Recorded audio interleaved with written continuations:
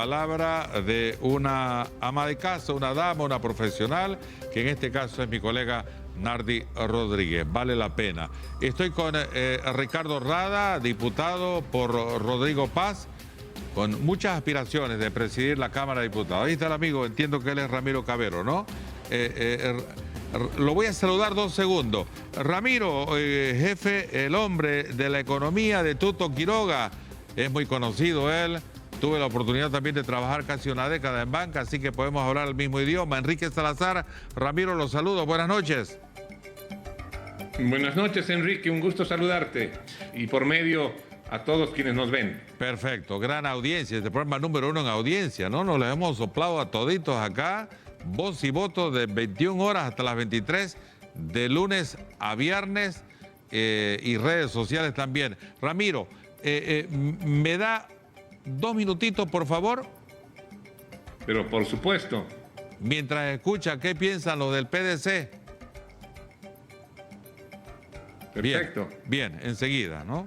Con Ramiro Cavero, jefe económico de Alianza Libre, de Tuto. Ramiro, voy con ustedes. Los saludo. Ahora sí. Buenas noches, gracias. Adelante, por favor. Bien, le voy a hacer preguntas cortas para respuestas cortas y que todos entendamos. A ver, lo hemos tenido acá, Tuto Quiroga, y siempre nos hemos ido al grano. Alguna vez le dije, Tuto, dejémonos en la rima, le digo, vámonos directo, ¿cómo salimos del estómago? ¿Ah? Porque, bueno, y él se sonrió.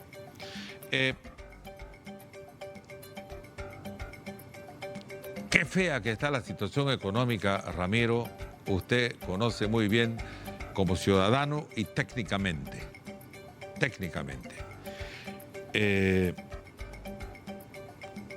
Los medicamentos, decía mi colega Nardi, han subido 300% y nadie los controla.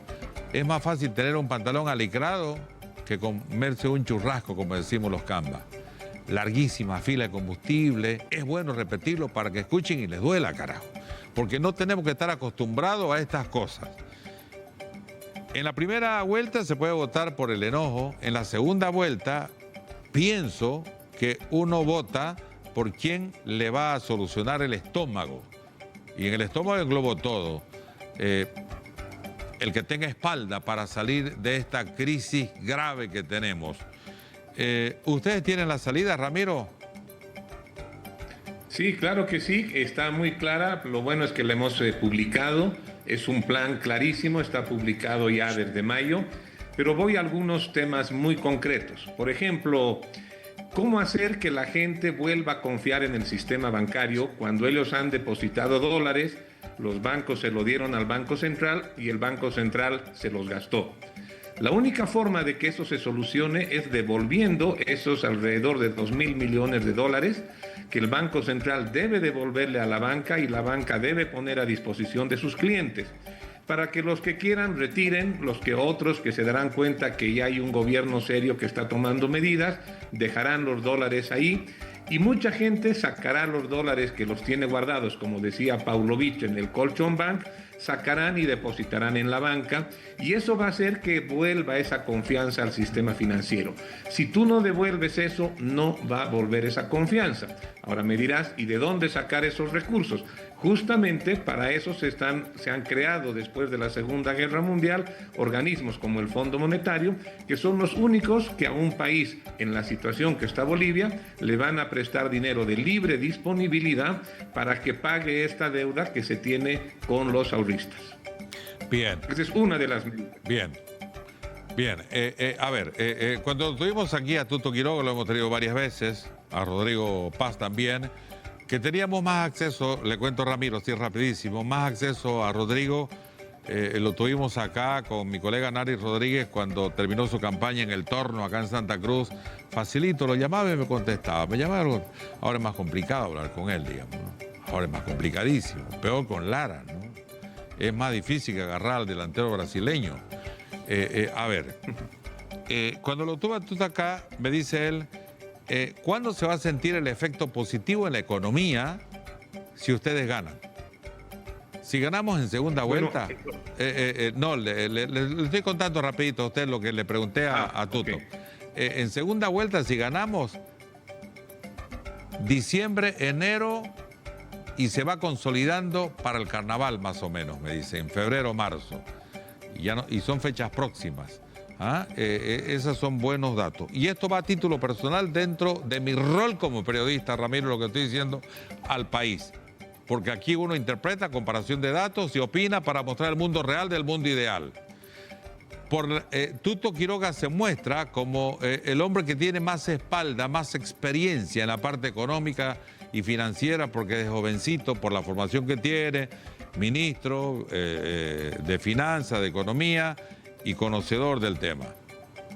¿Cómo hacen ustedes, y esto va económico-política la pregunta, para frenar ese populismo, que no lo estoy diciendo despectivamente, que puede agarrar muchos adherentes, muchos votantes, las expresiones de Edman Lara, por lo que significa Bolivia desde el punto de vista sociológico?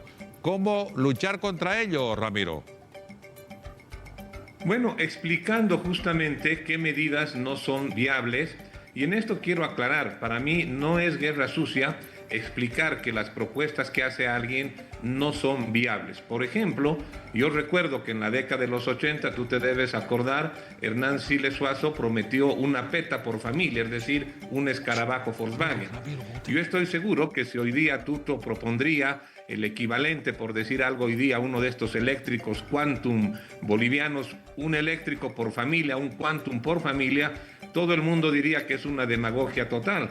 Y sí lo sería, pero quiero decirte que eso es más barato que subir la renta dignidad a 2.000 bolivianos. Entonces, mostrando que estas propuestas son inviables, creo que es muy importante, porque luego, que es lo que le pasó a Hernán Siles Suazo, no pudo salir de sus promesas, claramente nunca dio una peta por familia, pero subió bonos, subió salarios y terminamos en una inflación gigantesca, que es lo que justamente no queremos que pase. Y para eso hay que tomar medidas. Claramente hemos dicho, por ejemplo, hay que levantar el subsidio a los carburantes, y obviamente vamos a mantener el subsidio solo para el transporte público, pero para el resto hay que levantarlo. No es correcto y hay que explicarle a la gente que todos estemos subsidiando primero a los vecinos, porque como es más barato, se va estos combustibles a los países vecinos, o que te estemos subsidiando a ti o a mí, que tenemos la posibilidad de pagarnos una gasolina a precio normal y la estemos comprando barata al costo de todo el país. Perfecto. ¿Cuánto me gustaría tener un programa completo y hablar con usted en detalle, en términos sencillos para la gente? Dos preguntitas rapidísimo de 10 segundos, porque luego voy con mi colega Nardi Rodríguez Ramiro. Si a ustedes les va bien y ganan en segunda vuelta, los resultados los veremos inmediatamente de que la cosa va mejorando, ¿correcto? 2 segundos. Sí, lo urgente va a ser garantizar el combustible, que ya no hayan colas a un precio más alto, pero en el fondo el precio prácticamente va a ser más bajo que hoy, porque al final el hacer cola de 3 días tiene un costo gigantesco para los transportistas. Es preferible pagar más, pero no tener colas y tener disponibilidad asegurada. A propósito de ello, en este momento están haciendo un cuasi bloqueo en Yapacaní, y son los campesinos del campo que están cabreados por el tema del diésel. Cortísimo, el dólar, ¿cuánto puede estar? Porque hay preocupación por ello. 6.86, 6.96, y el otro que está en 12, 13, que oscila, el oficial. Bueno, va a depender mucho de qué inflación lleguemos a tener en noviembre, pero suponiendo que fuese hoy día, claramente no va a estar en el 7 y estaría por debajo del paralelo. ¿Por qué? Porque con esa inyección de dólares que se va a conseguir de los organismos internacionales y con la vuelta de confianza de la gente en el sistema financiero, va a haber más oferta de dólares y eso va a hacer que baje el tipo de Perfecto. Tengo una preguntita, pero se lo voy a hacer lo último. Voy con mi colega Nardi Rodríguez. Qué lujo tener a Ramiro Cavero y a Ricardo Rada. Este jovencito puede ser el presidente de la Cámara de Diputados si les va bien también. Nardi, voy con usted, por favor, tiene un tipazo ahí. Gracias, Enrique. Mientras la gente se pelea por la guerra sucia, lo más importante es esto, poder conocer cuál es el plan económico que Bolivia está necesitando y que, por supuesto, viene pidiendo a gritos desde hace un tiempo atrás. Ramiro, por favor, hace un tiempo atrás el candidato Jorge Tuto Quiroga exigía conocer cuántas toneladas de oro tiene el país. ¿Le respondió a alguien sobre el oro y la situación actual en Bolivia? Fue una respuesta a medias, pero sí dejaron claro que hoy día solo hay 14 toneladas de oro. ¿Y por qué? Porque las otras 8 las han empeñado, han hecho una venta futura, un nombre técnico muy complicado de explicarlo a la gente, pero para que la gente entienda, han empeñado las 8 toneladas de oro. Y si están empeñadas ya no están disponibles, y si no están disponibles no pueden contabilizarse como reserva. Pero más grave que eso es que han violado la ley. La ley del oro decía que tenían que tener como mínimo 22 toneladas de oro de reserva. Y hoy día solo hay al máximo 14, eso es lo que ha señalado el subgerente del Banco Central. Perfecto. Ramiro, para hacerlo sencillo, por favor, ¿cuánto oro tenía Bolivia? ¿Cuánto oro tiene en este momento? ¿Y quiénes son los responsables de haber empeñado, a pesar de que una ley lo prohíbe, dice usted, el oro de Bolivia? Esto puede tener cárcel. Antes de la aprobación de la ley del oro, que nos la vendieron como ley para fortalecer reservas, teníamos alrededor de 45 toneladas de oro. La ley dijo que deberíamos mantener 22 toneladas de oro de reserva, no se ha cumplido y hoy apenas hay 14. Y efectivamente han incumplido la ley y eso tiene que tener consecuencias porque no se puede vender las reservas del país o empeñarlas sin una autorización del Congreso cuando la ley claramente decía mínimo 22 toneladas. Perfecto, con estos números nos queda más claro entonces lo que ha pasado con el oro y las reservas que a pesar de la ley no se ha cumplido, dice usted, y que esto sí debe tener cárcel en nuestro país. Tuto Quiroga también estuvo en el exterior y se ha reunido con organismos internacionales para poder observar el tema económico en Bolivia. Si nos puede resumir, por favor, qué cosas ha conseguido para poder paliar un poco la situación económica de Bolivia el candidato.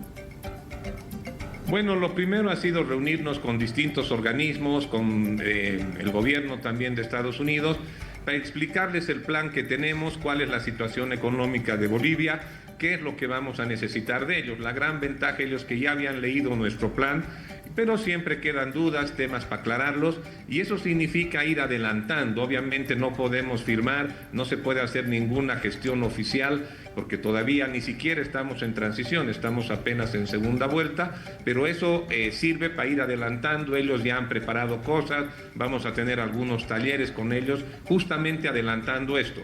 Ahora, si ya llegamos a la etapa de transición, eso se adelantará mucho más y cuando ya seamos gobierno se podrán firmar los convenios que sean necesarios para ese apoyo y cooperación que necesitamos para traer dólares al país, devolver los depósitos y tener un tipo de cambio único, real y flexible como era el del Bolsín antes, de acceso universal y no como es hoy día. Perfecto. Ramiro, por favor, le voy a dar algunos nombres para que usted me diga qué se piensa hacer, muy cortito en resumen por tema de la televisión y el tiempo, por favor. Por ejemplo, la inflación y el costo de vida en este momento, ¿cómo proponen cambiarlo y estabilizarlo? La inflación viene porque el Banco Central le presta dinero al gobierno, porque el gobierno gasta más que lo que tiene. Hay que reducir el déficit fiscal, dejar de prestarse del Banco Central. Si dejas de emitir dinero, la inflación se para. Los subsidios, los bonos, ¿van a continuar en el país? Y de no ser así, ¿cuáles estarán eliminados? No, van a continuar y se va a tratar de focalizar mejor y sobre todo reponer el poder adquisitivo que se está perdiendo con la inflación. Y en el caso de que tengamos buena información del censo, para la gente más pobre se puede generar subsidios directos mientras dura la crisis hasta salir de este periodo tan complicado. ¿Cómo piensan salir de la deuda pública y el financiamiento estatal? Bueno, la gran ventaja es que la deuda externa es relativamente baja, solo 13.500, 700 millones, Eso vamos a conseguir más recursos de afuera y atrayendo inversión, reactivando la economía, eso el Estado va a empezar a generar ingresos que le van a permitir pagar la deuda. El mercado formal e informal, muchos reclamos por impuestos demasiado altos, dicen quienes intentan ingresar al espacio formal en nuestro país, que a propósito habrá que mencionar, nos movemos a través de un mercado más informal que formal. ¿Qué tipo de incentivos se van a dar y si habrán cambios en el pago de impuestos? Sí, a mediano plazo, no al inicio, porque el déficit fiscal es muy grande. La idea es bajar el IVA del 13 al 10, el RSI va del 13 a 10 y el de utilidades del 25 también al 10. Pero sí se va a dar también algunos incentivos, por ejemplo, que uno al ingreso no tenga que pagar el 10% de las AFPs o no tenga que pagar necesariamente el 10% que va para salud, sino que esto sea progresivo. Perfecto, concluyo con esto, salud y educación. Se criticó, se habló de privatizar estos sectores. ¿Esto es real, no es real? ¿Y qué va a pasar, por favor? Justo hablábamos de la crisis en salud que estamos viviendo en todo el país, pero en Santa Cruz se está sintiendo mucho más con los paros constantes que se dan. Bien, hemos tenido un problema de internet, se nos ha ido lastimosamente. Enrique, con usted. Perfecto.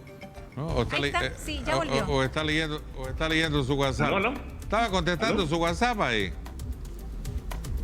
Sí, me estaban llamando de otro canal, ¿No solo ve? un segundo. No, le decía que justamente esa es la guerra sucia, acusarnos de que queremos privatizar la educación, totalmente falso. Lo que nosotros hemos propuesto es que dentro de la discusión que se va a dar del pacto fiscal, nosotros vamos a ir con una propuesta de descentralización de la salud, de la educación.